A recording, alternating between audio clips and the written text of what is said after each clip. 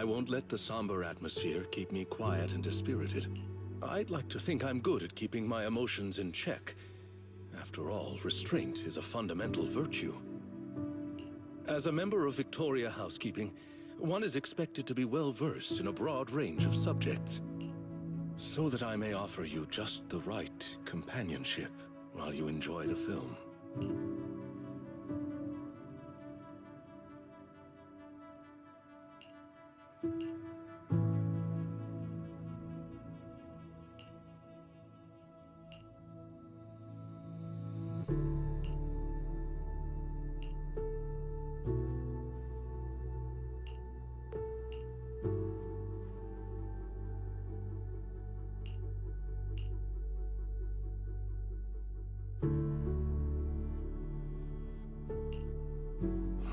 One with insights ahead of their era often meets not understanding first, but solitude. Indeed, it matters not whether one be flesh or forged steel. Once you've chosen someone, you follow them without reservation. Such loyalty itself may be enough to challenge the nihility.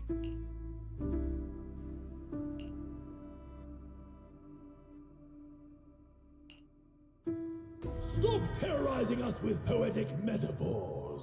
Science needs data, not wild imaginations. This isn't a gamble of probability, but a countdown that's already begun. We can't just turn a blind eye because it's beyond our understanding. When disaster strikes, let's hope those data models you're so proud of ring the alarm before my delusions do.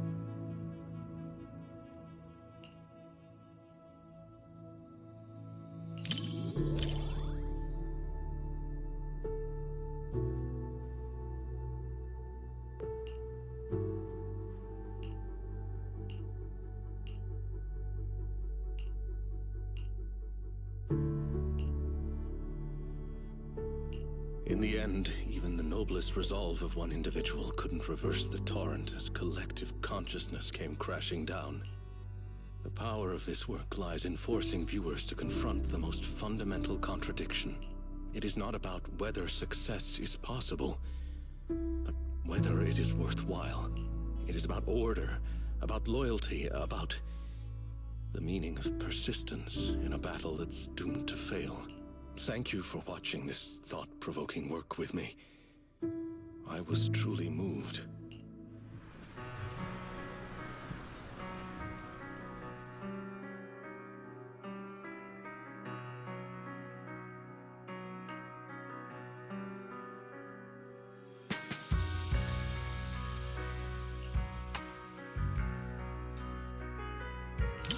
Yes, it is a work that completely denies hope, but it also compels the viewer to contemplate the meaning of any effort in the face of absolute nihility. What struck me most in this movie wasn't the disaster itself, but how our protagonist, the scientist, chose to bear the weight of the world alone after her warnings to humanity went unheeded, and the loyalty displayed by her mechanical companion. Theirs was a friendship transcending all programmed parameters. To walk a path you know leads nowhere, and to see it through to the very end. That resolve alone is far beyond any measure of victory or defeat. Thank you for accompanying me to see this film. It carried much weight, but I found it to be a precious and profound warning. It has reinforced my conviction that protecting such ordinary moments of watching films together is a mission we cannot fail. In collective chaos, the light of reason shines as faintly as a firefly. but those who remain steadfast in their duty and loyalty until the very end. Their stance itself was the strongest response to nihility. Thank you for sharing this profound moment with me.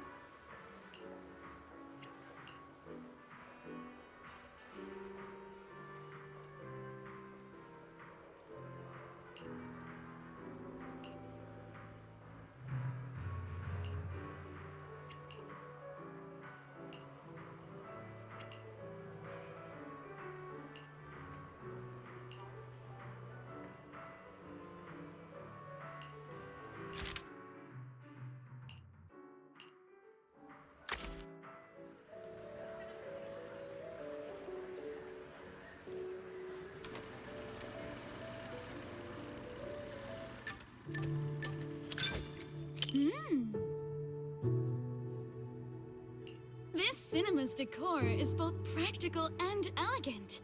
It's no less impressive than the banquet hall at Yum Tassin. And the snacks those people are munching on? It's gotta be... popcorn, right? I've heard customers mention it, but this is my first time seeing it for myself. It smells delightful. I bet it tastes great, too.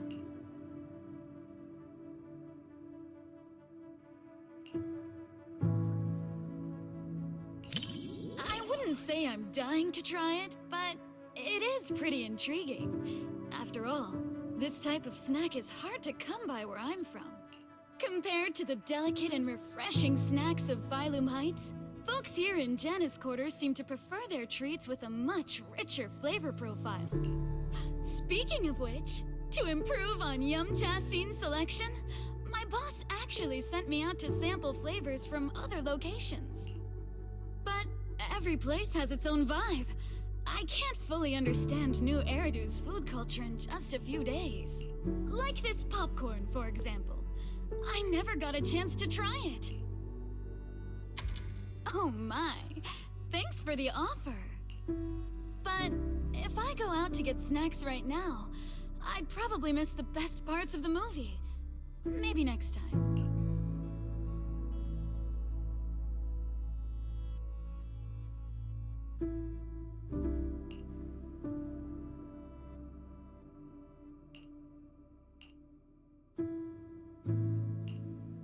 Everyone laughing and gasping together. It kind of reminds me of going to the open-air cinema back when I was a kid.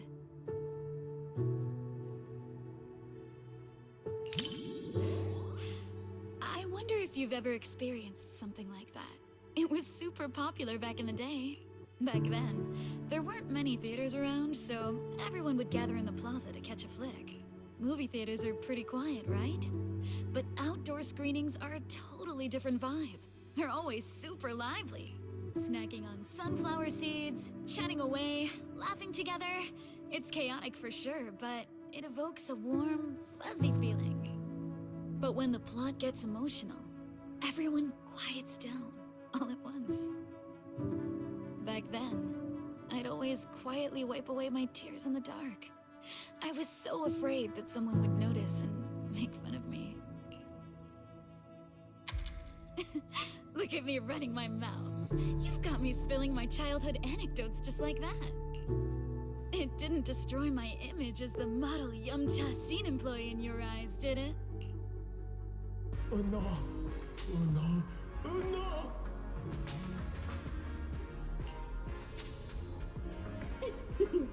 Daydreaming again, little Bang-Boo.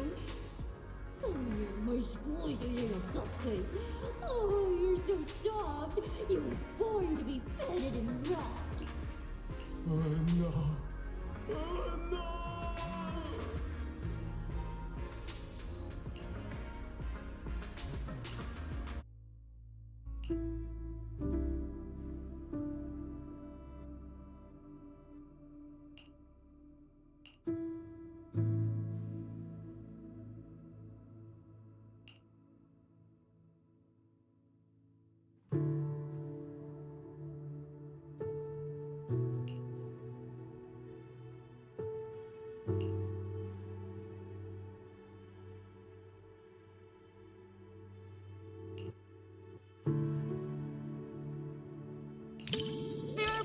plenty of movies about people swapping bodies, but I can't say I've seen too many where people swap with a bang-boo. But this idea is pretty clever. It dodges the cliched setups while keeping the story tight and well-paced. If I swapped bodies with my picky little bang-boo, everyone would be in for a rough time. That little guy's got a nasty temper. If we made him work at Yum Tassin, it would have customers fuming left and right. Speaking of, I just remembered that the bang-boo you sent to run the stall was really well behaved. It goes by 20, right? If only I could swap bodies with that little troublemaker of mine. I've never even seen it sit still for a second.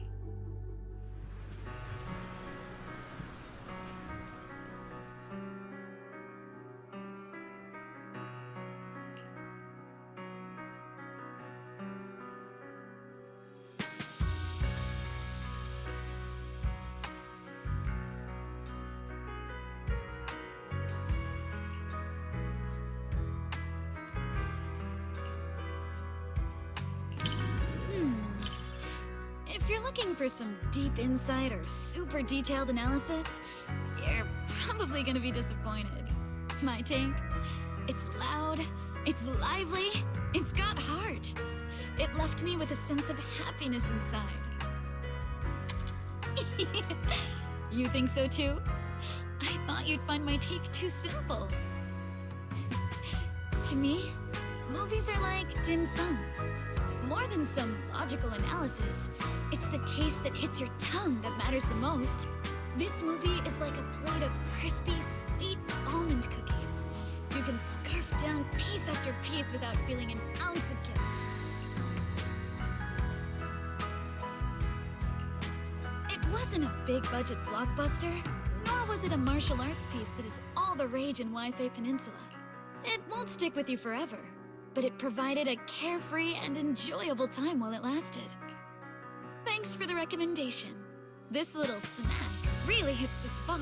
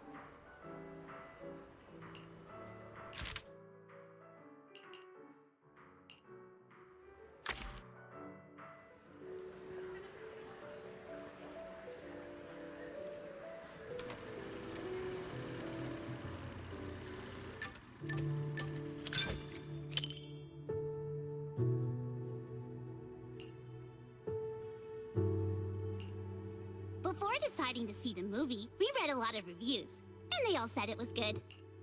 Right. Do you want me to send you those reviews, manager? You got me. Okay, I'll black out all the keywords before sending it to you. Well, even if I secretly write bad things about you in the blacked out parts, you'll never know. Then again, even if I snuck in things like, I like you, manager, you wouldn't find out either.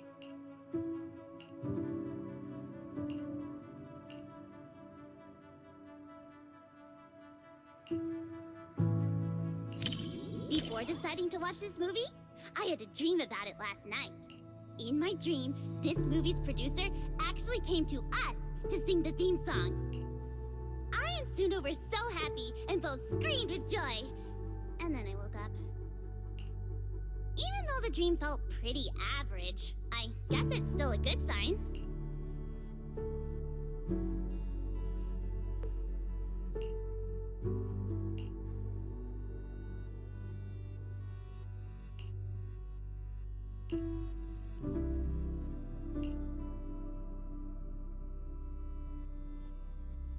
You got me. Can't blame anyone for wanting to pinch something that looks that squishy. In a fairy tale wonderland, an adventure awaits. Yeah, right. Even kids wouldn't fall for that kind of stuff anymore. That was me, just another boring adult, unable to believe fairy tales and all that happily ever after stuff. Until I came here. Fairy tales are real. Dreamland adventures do exist. And that's the kind of story I'm going to write. Stories that bring children hope and happiness.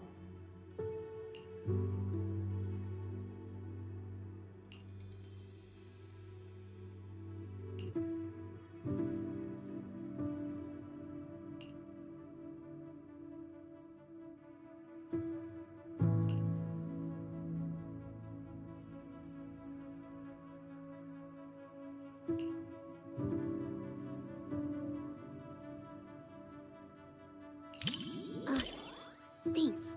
I was so engrossed in the movie, I forgot I was still holding the snack Suna gave me. Hold on. Now that you mention it, just as expected, Suna and Arya haven't eaten their chocolates either. But how should I put this? Somehow this gives off a Angels of Delusion are all idiots vibe. Manager, you've got to keep this a secret. Forever. Okay?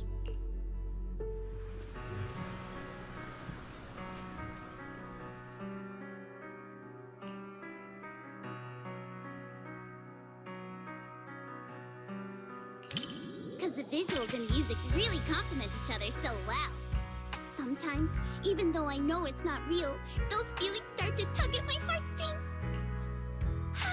And then I end up getting all emotional.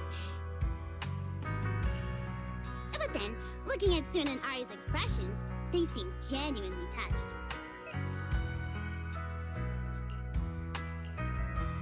The one-sided collab between the cinema and Angels of Delusion perfectly concluded.